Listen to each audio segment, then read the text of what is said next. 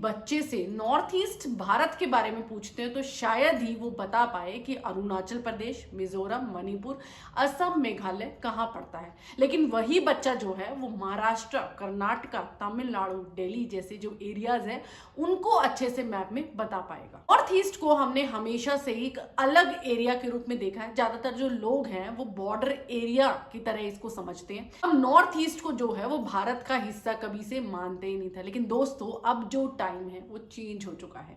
North east के लिए कुछ ऐसा होने जा रहा है जो भारत का अगला सिंगापुर बनने की दौड़ में शामिल हो गया है। रिसेंटली जो नॉर्थ ईस्ट की राइट समिट 2025 की न्यू दिल्ली में हुई, उससे बहुत सारे इन्वेस्टर्स सामने आए। इन्वेस्टर्स ने अपना बहुत सारा इंटरेस्ट दिखाया नॉर्थ ईस्ट के एरियाज के लिए, जैसे अंबानी, अडानी और वेदांतु, और उन्होंने बहुत सारा पैसा जो है वो इन्वेस्ट करने के लिए तैयार हुए नॉर्थ ईस्ट एरियाज में। अगर हम अमाउंट की बात करते हैं तो 2 लाख करोड़ का टोटल इन्वेस्टमेंट जो है वो प्लान हुआ है फॉर नॉर्थ ईस्ट एरियाज। और अगर हम डिफरेंट इन्वेस्टर्स की बात करते हैं तो अंबानी ने करीब 75,000 करोड़ रुपए का इन्वेस्टमेंट किया है फॉर ओवर 10 ईयर्स, और इसी तरीके से जो अडानी हैं उन्होंने भी 50,000 करोड़ का जो है इन्वेस्टमेंट डिक्लेयर किया है, और वेदांतु ने 80,000 करोड़ रुपए का इन्वेस्टमेंट जो है वो डिक्लेयर किया है फॉर नॉर्थ ईस्ट एरियाज।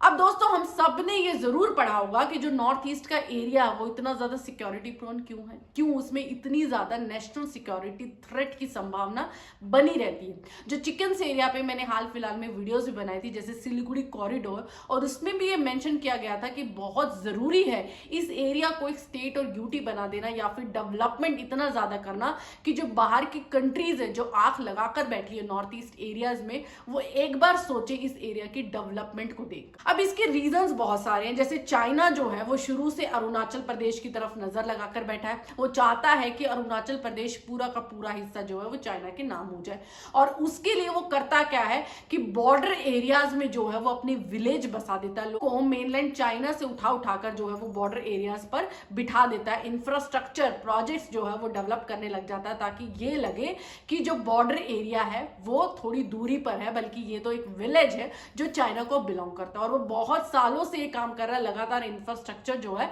वो डेवलप होता जा रहा है। अब समझते ये हैं कि अगर नॉर्थ ईस्ट एरिया डेवलप होता है तो उससे क्या होगा। देखिए सबसे पहला तो सिक्योरिटी रीजंस की वजह से नॉर्थ ईस्ट एरिया को अब डेवलपमेंट की खास जरूरत है।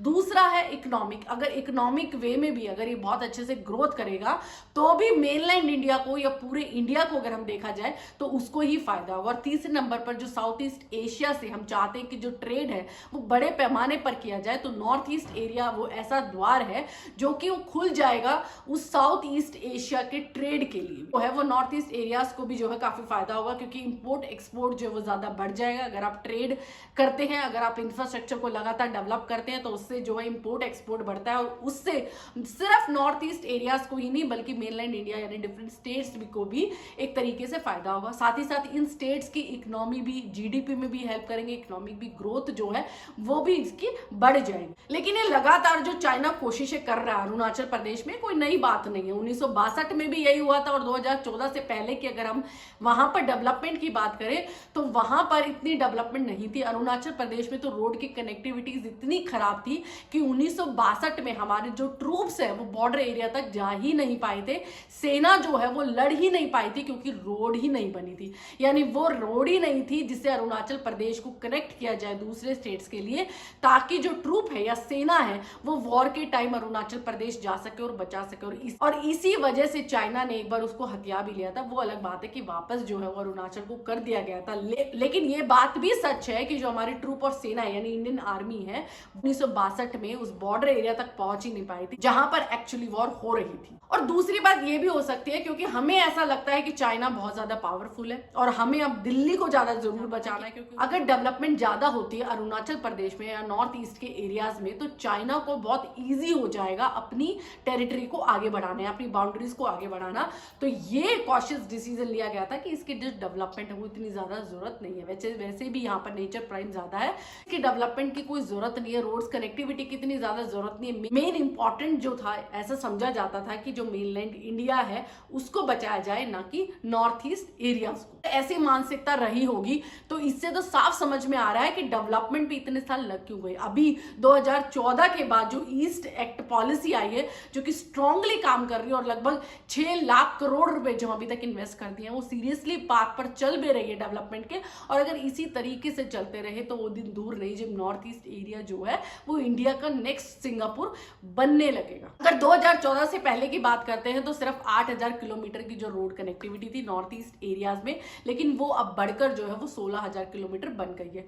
एयरपोर्ट्स भी सिर्फ नाम के थे, लेकिन अब अगर टोटल एयरपोर्ट्स की बात करते हैं नॉर्थ ईस्ट में तो लगभग 18 है। अब जो अंबानी ने 75,000 करोड़ का इन्वेस्टमेंट दिया है वो कहां कहां के लिए दिए? सबसे पहले तो ग्रीन एनर्जी के लिए, क्योंकि सभी का मानना ये है कि वहां पर नेचर प्राइम है, इसलिए नेचर को कोई नुकसान ना हो और उस लेवल पर हम लोग जो हैं और उस लेवल पर हम लोग जो हैं वो डेवलपमेंट करें। साथ ही साथ उन्होंने जियो 5G का भी मेंशन किया कि उसकी भी कनेक्टिविटी 90% जो है वो हो गई है, लेकिन अब साथ साथ उसको बढ़ाया जा रहा है ताकि हर गांव हर इलाके में जो है वो 5G पहुंच सके और connectivity to the mainland India जो है वो स्ट्रांग हो सके।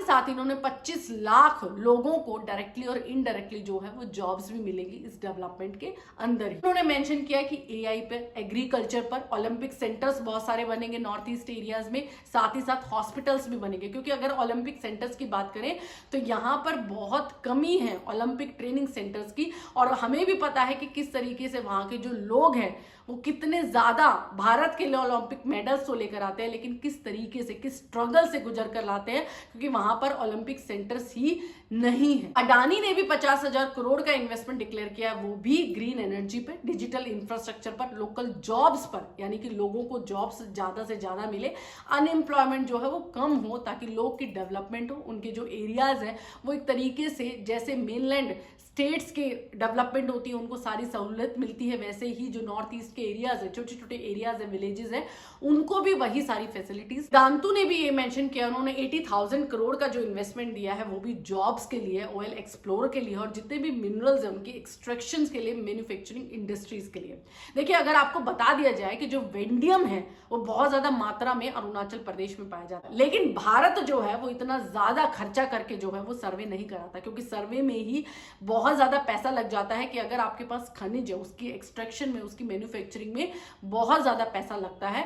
लेकिन ये भी पता लगा है कि अरुणाचल के बहुत सारे एरियाज में वेंडियम पाया जाता है और ऐसे ही सेम जो चीज है वो जम्मू कश्मीर में भी बहुत मात्रा में लिथियम पाया जाता है, लेकिन हमारे पास वो सर्वे करने के इतने पैसे नहीं है कि हम जो है वो इन चीजों को एक्सट्रैक्ट करें, उनकी मैन्युफैक्चरिंग करें और सर्वे में ये पता लगा जा सके कि कौन से एरियाज में और कौन से मिनरल। समझिए कि अगर जम्मू कश्मीर में लिथियम पाया जाता और अगर हम सर्वे करके और एरियाज में भी ढूंढ सकें जो उसके आसपास के एरियाज है, एक्सट्रैक्शन जो मैन्युफैक्चरिंग कंपनीज खोल सके, तो उससे फायदे क्या होंगे? सबसे पहले तो जब हम चाइना से लिथियम बनाते हैं अपने लिए, वो इंपोर्ट तादाद जो है वो कम हो जाएगी। दूसरे नंबर पर जो लोकल जम्मू कश्मीर के लोग हैं उनको भी जो जॉब्स हैं वो ज्यादा मिलेंगे, क्योंकि अगर मैन्युफैक्चरिंग इंडस्ट्रीज होंगी, एक्सट्रैक्शन की इंडस्ट्रीज होंगी, इन मिनरल्स को बनाने की होंगी, तो उससे लोगों के लिए भी जो है वो द्वार खिलेगा, एम्प्लॉयमेंट के लिए, डेवलपमेंट के लिए, कहीं ना कहीं उनके एरियाज जो हैं वो फुली डेवलप हो पाएंगे। बात की कि नॉर्थ ईस्ट एरियाज को कि ये सारा इन्वेस्टमेंट मिलता है तो कैसे कैसे वो डेवलपमेंट कर पाएंगे, लेकिन पोटेंशियल की अगर बात करें तो नॉर्थ ईस्ट एरियाज में बहुत ज्यादा पोटेंशियल है। अगर टूरिज्म उनका सबसे बड़ा इंडस्ट्री की बात करें तो टूरिज्म कार है वो बहुत ज्यादा ध्यान देने लगी नॉर्थ ईस्ट की तरफ से, क्योंकि लोग जो है मेनलैंड इंडिया के वो ज्यादातर कहाँ जाना पसंद करते हैं? अगर देखनी है तो वो स्विट्जरलैंड जाते हैं, स्वीडन जाते हैं या फिर थाईलैंड जाते हैं। लेकिन अगर मैं बताऊं कि नॉर्थ ईस्ट एरिया अगर आप देखेंगे, गूगल पर भी जाके देखेंगे तो आपको समझ में आएगा कि कितना खूबसूरत है, कितना खूबसूरत है। अगर आपको स्नो देखनी है, अगर आपको रेनफॉल देखनी है, अगर आपको नेचुरल ब्यूटी यानी माउंटेन्स, टेरेंस, आइलैंड सब कुछ देखना है तो वहां पर सब कुछ मिलता है। लेकिन हम इंडियंस जो हैं वो बाहर की कंट्री में जाके पैसा खर्च करते हैं, ना कि अपने नॉर्थ ईस्ट को स्ट्रॉन्ग बनाने के लिए वहां पर टूरिज्म जो है उस पर फोकस करें। ये भी बात करें कि नॉर्थ ईस्ट ने हमको क्या क्या दिया है। सबसे पहले तो टी इंडस्ट्री, उसका सबसे ज्यादा महत्व जो है वो तो इंडियंस जाते हैं जिनकी सुबह होते ही जिनको चाय की चुस्कियां लेने की आदत है, उन्हें टी इंडस्ट्री का पता है कि दार्जिलिंग, कलिम्पोंग एरियाज में कितनी बड़ी टी इंडस्ट्री है। दूसरे नंबर पर काजीरंगा नेशनल पार्क है जहां पर जो वर्ल्ड फेमस